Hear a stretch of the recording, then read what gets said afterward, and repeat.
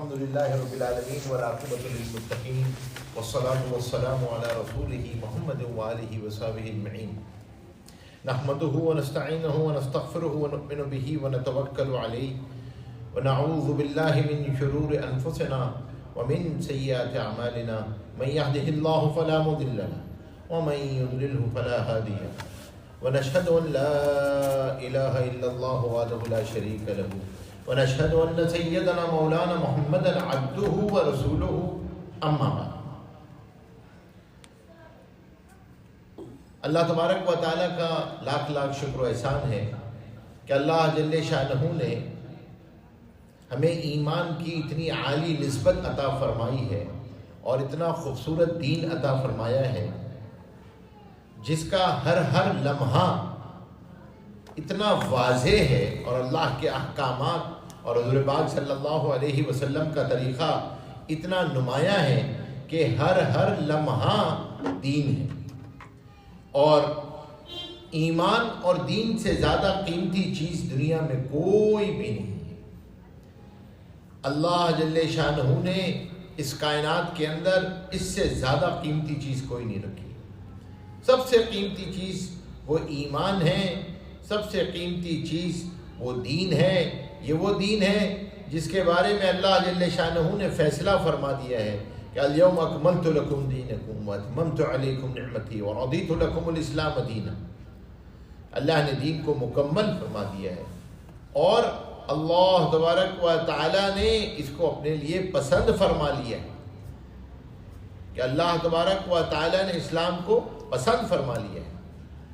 تو اس دین کو اپنی زندگیوں میں لے کر آنا اور خود سیکھنا اور دوسروں کو سکھانا، یہ سب ہماری ذمہ داری ہے۔ آج کا موضوع بنیادی طور پہ یہی ہے، اسی مذاکرے کے لیے ہم جمع ہوئے ہیں کہ اللہ تبارک و تعالیٰ نے جو ذمہ داریاں ہم پہ رکھی ہیں، ہم ان ذمہ داریوں کو کما حقہ ادا کرنے والے ہوں، اور جو نعمتیں اللہ تبارک و تعالیٰ نے عطا فرمائی ہیں ان نعمتوں کا صحیح حق ادا کرنے والے ہوں۔ اللہ تبارک و تعالیٰ کی سنت ہے، آدمی جب نعمتوں کی اور نسبتوں کی لاج رکھا کرتا ہے اور نعمتوں پہ شکر ادا کیا کرتا ہے تو اللہ تبارک و تعالیٰ نعمت میں اضافہ فرماتے ہیں، نعمت سے برتنے کی توفیق عطا فرماتے ہیں، اور اللہ تبارک و تعالیٰ نعمت کو نافع بناتے ہیں، دوسرے لوگ بھی اس نعمت سے فائدہ اٹھاتے ہیں، اور اس نعمت میں شکر کے ذریعے سے اضافہ ہوتا رہتا ہے کہ آپ کو اس نعمت سے حصول برکت، جو بھی اس نعمت کے فائدے ہیں، کسی نعمت کا فائدہ برکت ہے، کسی کا رحمت ہے، کسی کا سکون ہے، کسی کا چین ہے۔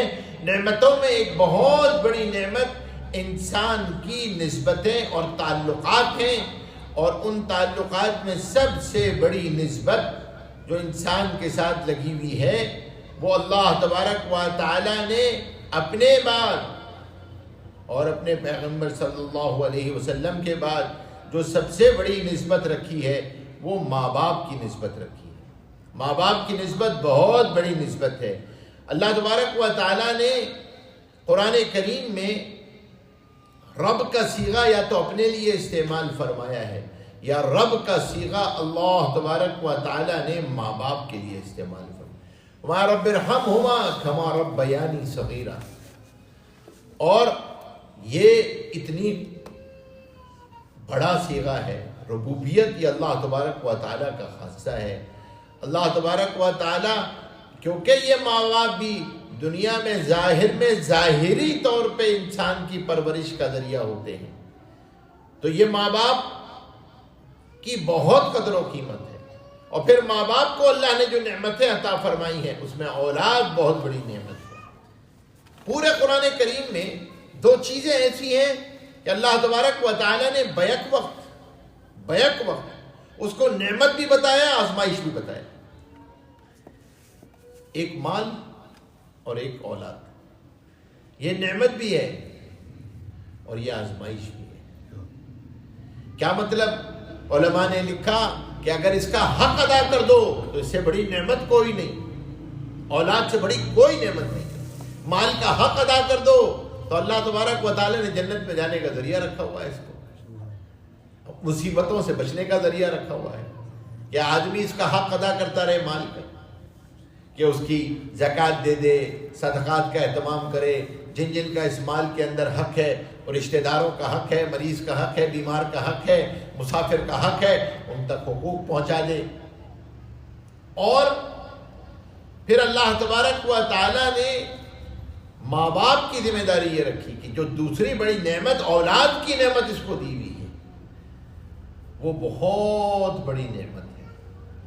اور اللہ تبارک و تعالیٰ نے اس اولاد کو سب سے بڑی نعمت کیا عطا فرمایا کہ اس سے آدمی کو راحت محسوس ہوتی ہے، آدمی کو اس سے انس ملتا ہے، اس آدمی کو اس تعلق کی وجہ سے محبتیں پیدا ہوتی ہیں۔ اور اللہ تبارک و تعالیٰ نے فطرتاً ایک محبت رکھی ہے، ماں کی ممتا کے اندر محبت رکھی ہے۔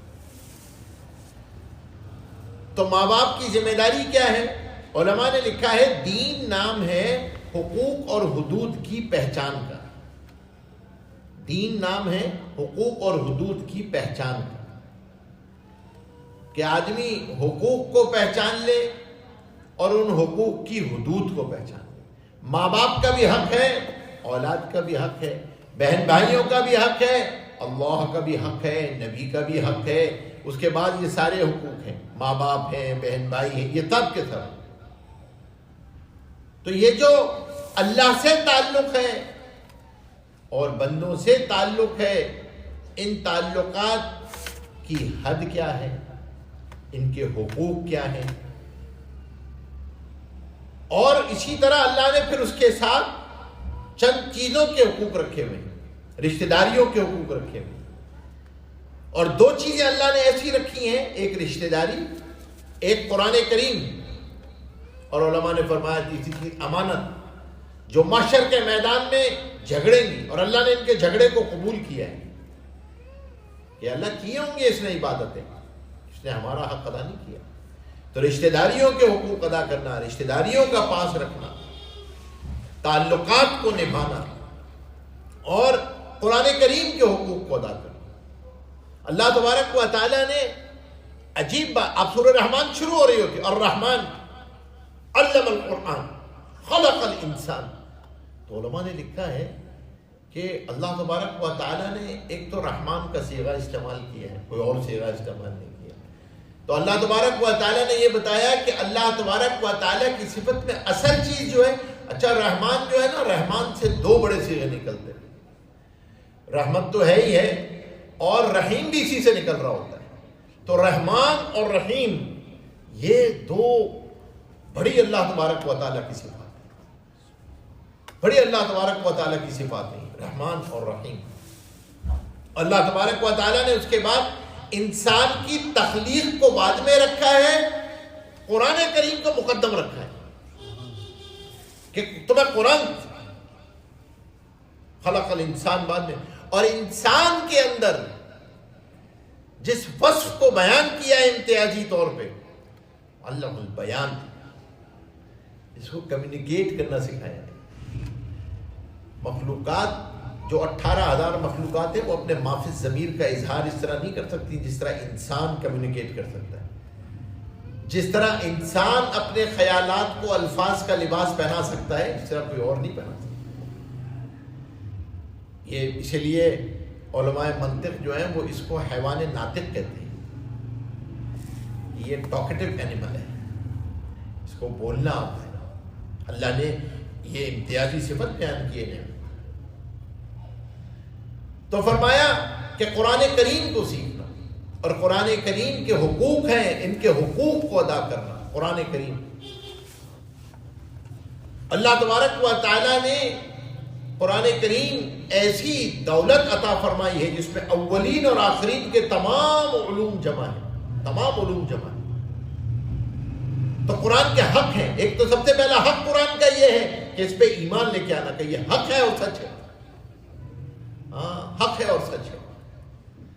اور دوسرا اس کا سب سے بڑا حق یہ ہے کہ بھائی اس کو سیکھنا، اس کو سیکھنا، قرآن کریم کو پڑھنا، اور پڑھنے میں بھی اس کو سیکھنے کی کوشش کرنا عمر کے کسی بھی حصے میں، किसी भी हिस्से में।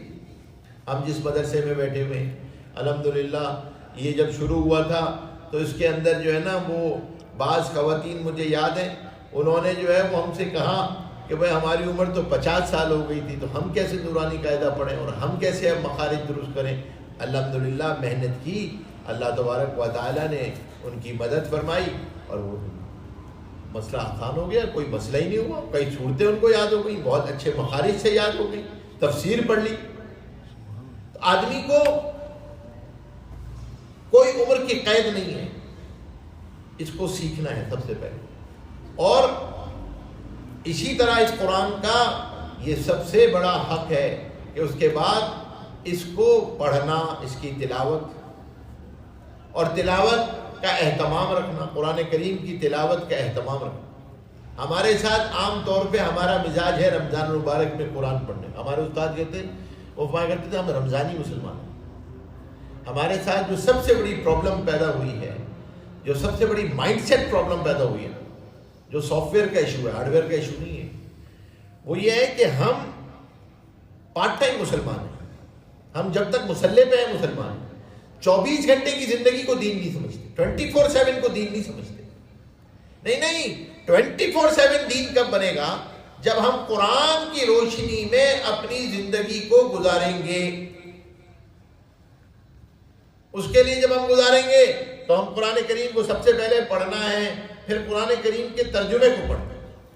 अच्छा, कुरान करीम अल्लाह तबारक व तआला ने एक ऐसी किताब है जो कुरान करीम का अंदाज दावत है। कुरान करीम दावत की किताब है, not the book of law. ये कानून की किताब नहीं है। इसके लिए इसके अंदर कुल 6600 या कुछ 6666 ये जो आयात हैं, उसमें से आपको फ़िक़्ह और ज्यूरिस्प्रूडेंस की जो आयात हैं, मसाइल की जो आयात हैं, वो कुल मैक्सिमम 500 हैं। तकरार कर अगर आप निकाल दें रेपिटेशन, तो बाद हज़रात कहते हैं कि मुश्किल से 350 आयात हैं। और कुरान करीम, बाकी कुरान करीम क्या है? बाकी कुरान करीम दावत है। और कुरान करीम ने दीन के 5 शोबों को खोला है। दीन 5 शोबों का नाम है। अकायद को खोला, ईमानियात, तो तौहीद इसका मेन कोर फंक्शन। फिर इसके साथ साथ जो है रिसालत, हुजूर पाक सल्लल्लाहु अलैहि वसल्लम के न सिर्फ ये कि हुजूर पाक सल्लल्लाहु अलैहि वसल्लम की नबूवत, हुजूर पाक सल्लल्लाहु अलैहि वसल्लम की ज़ात गिरामी, हुजूर पाक सल्लल्लाहु अलैहि वसल्लम से अकीदत के तकादे, हुजूर पाक सल्लल्लाहु अलैहि वसल्लम की मोहब्बत के तकादे, हुजूर पाक सल्लल्लाहु अलैहि वसल्लम की इताअत के तकादे, सब कुरान करीम ने बयान किए। ये भी अकायद है। और फिर इसके साथ साथ आखिरत को खोला है। आखिरत को कुरान करीम ने सबसे ज्यादा खोला हुआ है। आप एक सफा नहीं गुजरता है आखिरत का जिक्र मन, कि आखिरत सामने रहे, आखिरत पेश नजर रहती है ना, तो बहुत आसान होता है। मौत याद रहती है ना, तो मुआफ करना आसान होता है, हक देना आसान होता है, इग्नोर करना आसान होता है, दरगुजर करना आसान होता है। आखिरत सामने नहीं होती ना, तो ना माफ करना आसान है, ना दरगुजर करना आसान है, मुश्किल हो जाती है।